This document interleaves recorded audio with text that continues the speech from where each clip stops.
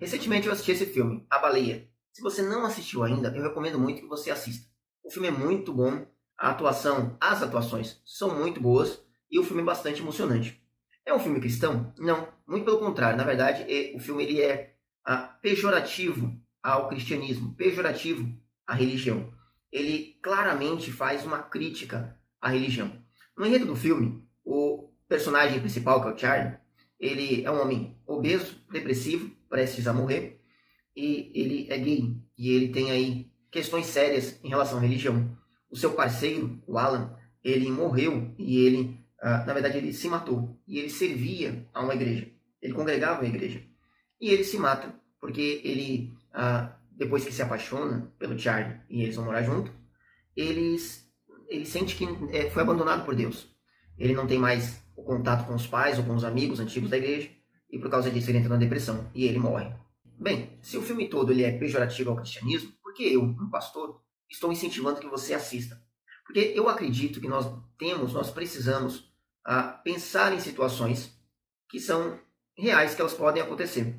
Imagine, quantas pessoas neste mundo, quantas pessoas hoje não estão numa situação parecida com essa? Pessoas que elas deixaram uma religião, elas deixaram uma igreja e elas sentem que Deus as abandonou. O Charlie aqui, ele tem claramente uma raiva de Deus. Não é que ele não crê em Deus, ele tem uma raiva de Deus, ele deseja que Deus não exista. O problema dele não é a dificuldade em acreditar, mas é o querer acreditar que é o grande problema. Dentro da história, tem um jovem chamado Thomas. Ele encontra o Charlie e ele tenta ajudá-lo, ele tenta trazer a palavra de Jesus para o Charlie, mas sem sucesso. O Thomas, na verdade, é um jovem muito inexperiente e ele luta com seus próprios desejos, seus próprios pecados. Ele é viciado ali em maconha dentro da história. E ele não tem sucesso em ajudar o Charlie, mas ele diz que quer muito ajudar. Parece ser bastante sincero esse ponto no filme. Mas eu fico pensando, como eu lidaria com o Charlie? Existe alguma forma de conversar com o Charlie? Eu não quero analisar o filme e nem analisar personagem a personagem. Apenas a questão do Charlie. O Charlie, ele é um cara muito bom. No filme mostra que ele é um cara muito bom. É uma pessoa boa. Ele é muito triste, muito magoado, mas é uma pessoa boa. Ele se desculpa o tempo todo por qualquer coisa. Ele chora bastante e ele é muito sincero naquilo que ele fala. Como conversar com uma pessoa boa, mas que tem raiva de Deus? Como ajudar essa pessoa a dar um passo na direção de Cristo, passando por uma vida como a do Charlie? A gente que está na igreja, a gente sempre está aconselhando alguém, ou da própria igreja, um irmão que está passando alguma dificuldade, ou uma pessoa não crente, às vezes no evangelismo, ou uma pessoa, um colega de trabalho, enfim, nós evangelizamos. Bem, imagine que você se depara no momento de evangelismo, você é levado até uma pessoa nessas condições. Eu imagino eu de frente com o Charlie. Como eu conversaria com ele? É possível ajudar uma pessoa nessa situação? Bem, aqui está algumas coisas que eu pensei que eu falaria para o Charlie. Como eu conversaria com o Charlie? Se é possível ter alguma conversa que faça ele entender, eu tentaria conversar assim. Primeiro, como eu disse, está claro que o Charlie ele tem raiva de Deus. Então, qual é o ponto? Qual é a primeira coisa que eu tentaria conversar com o Charlie? Qual é a primeira coisa que eu tentaria desfazer na mente do Charlie? É essa questão da raiva, o motivo da raiva que ele tem de Deus. Na cabeça dele, ele tem raiva de Deus porque ele pensa, ele deixa claro isso no filme, não só ele, mas a amiga dele, a irmã do Alan, eles deixam claro que a igreja matou o Alan. Claro que a igreja em si, ela não matou o Alan. Eles dizem que o Alan se matou, ele cometeu suicídio, porque ele ficou muito triste, tanto com Deus, quanto com as pessoas que faziam parte da igreja, que viraram as costas para ele. Também o Thomas, o jovem que está tentando ajudar o Charlie, ele diz, um pouco mais para o final do filme, ele diz que o Alan morreu porque Deus virou as costas para ele. E, claro, o que o Charlie pensa logo em seguida? O que ele vai dizer em relação a isso? Então, para você, Thomas, quer dizer que o Alan morreu porque nós nos apaixonamos e Deus virou as costas para ele, é isso? Ou seja, tudo converge para o mesmo ponto. Eles pensarem, eles acreditarem que Deus virou as costas para o Alan, porque o Alan, ele era gay. Bom, o que eu posso dizer em relação a isso? Deus, ele não vira as costas para pessoas que têm algum tipo de desejo, que Deus não concorde. Veja, Jesus deixa claro, quando ele está dando o seu sermão do monte, que se um homem olha para uma mulher que não é sua e a deseja em seu coração, ele já cometeu adultério. Também ele deixa claro que uma pessoa que se ira contra o seu irmão, também no seu coração já cometeu homicídio. É claro que Jesus não odeia essas pessoas, mas ele está dizendo que os nossos pecados, eles nascem do nosso coração. Nós já somos pecadores no nosso desejo, nós temos o desejo de fazer o mal.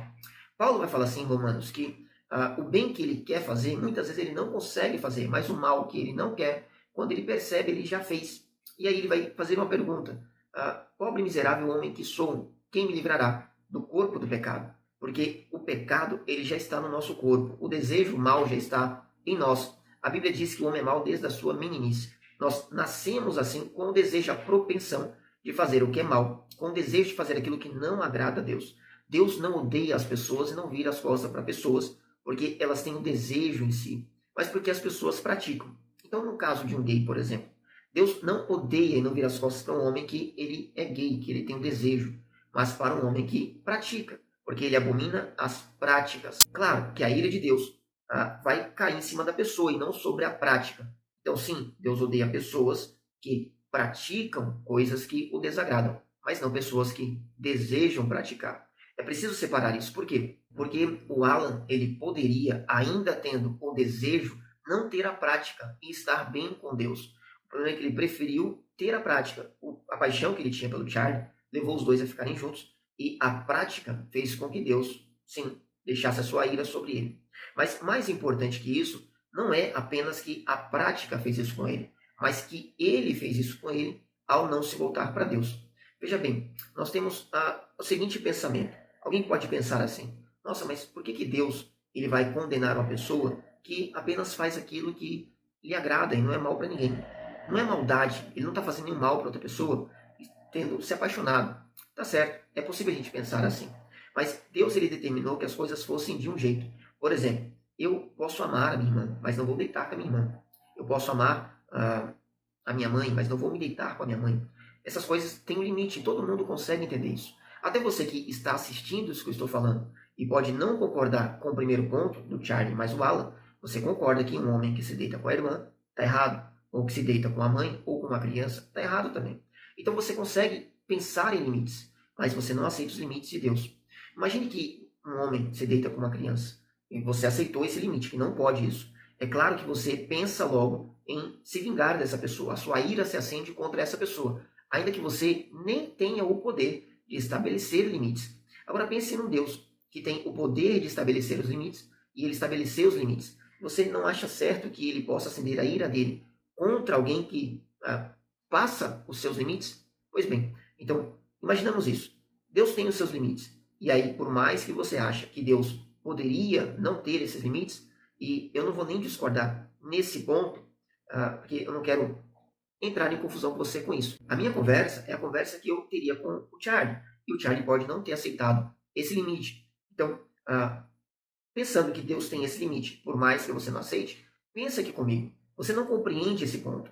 Mas também veja como é difícil compreender um outro ponto. Nós temos um Deus, ele é Deus, estabeleceu os limites, ele pôs limites por mais que você não concorde. Você quebra os limites e você está debaixo da ira de Deus. Todos nós quebramos os limites de Deus e todos nós estávamos debaixo da ira de Deus. E aí, este Deus, ele próprio, ao invés de matar a mim e matar você, de uma vez, assim que nós cruzamos a linha, ele próprio desce à terra, ele morre e ele providencia o pagamento para ele mesmo. Então, Deus poderia a qualquer momento ter me matado porque eu cruzei os limites. Ele poderia a qualquer momento ter deixado a sua ira descer sobre mim e simplesmente me eliminado da face da terra. Não, ele próprio desce, ele morre para que eu não precise morrer. Então, se você não consegue entender, não consegue aceitar, se você pensa que é mal um Deus que estabelece limites e quer te matar por isso, será que você não consegue pelo menos ficar surpreso, maravilhado com esse Deus que ele próprio resolve se matar e pagar aquela dívida que você tinha?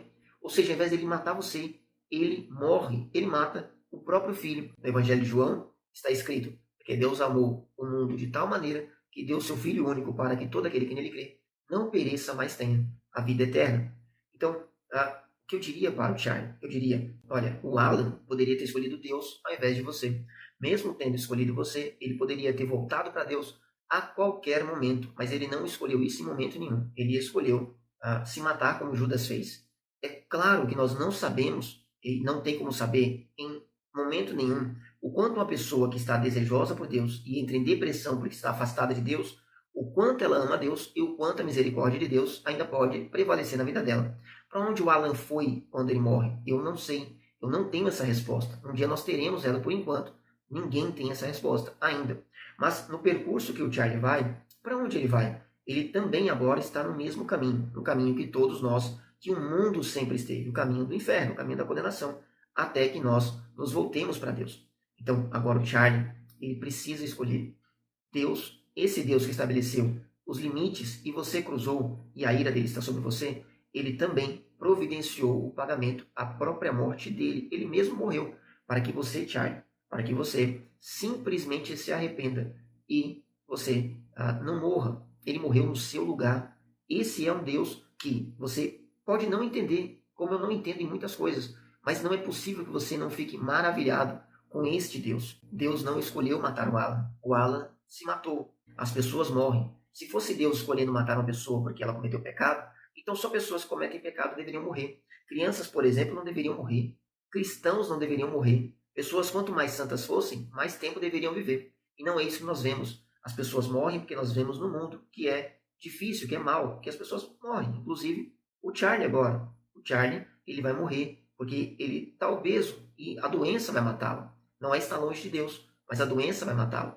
Agora, o último ponto que eu diria para ele é, depois de uma vida tão difícil, tão sofrida, com tanto sofrimento que você tem, tanto no coração físico, quanto na alma, as dores da alma mesmo, por ter perdido quem ama, por estar passando tanta dificuldade, depois de uma vida tão difícil, será que você não quer, você não deseja experimentar uma vida melhor, uma vida que há de vir? O Apocalipse diz assim, que Deus vai limpar dos olhos da gente todas as lágrimas. Deus tem uma vida melhor para a gente. Essa vida não é a vida que Ele prometeu para a gente. Não é a vida boa, maravilhosa, cheia de paz e tranquilidade. Mas Ele tem uma vida preparada para a gente. Mas tudo que você precisa fazer é aceitá-lo, é se arrepender dos seus maus caminhos, entregar a sua vida a Ele. E uma vida melhor está esperando você. Um corpo novo, uma vida nova, uma mente nova.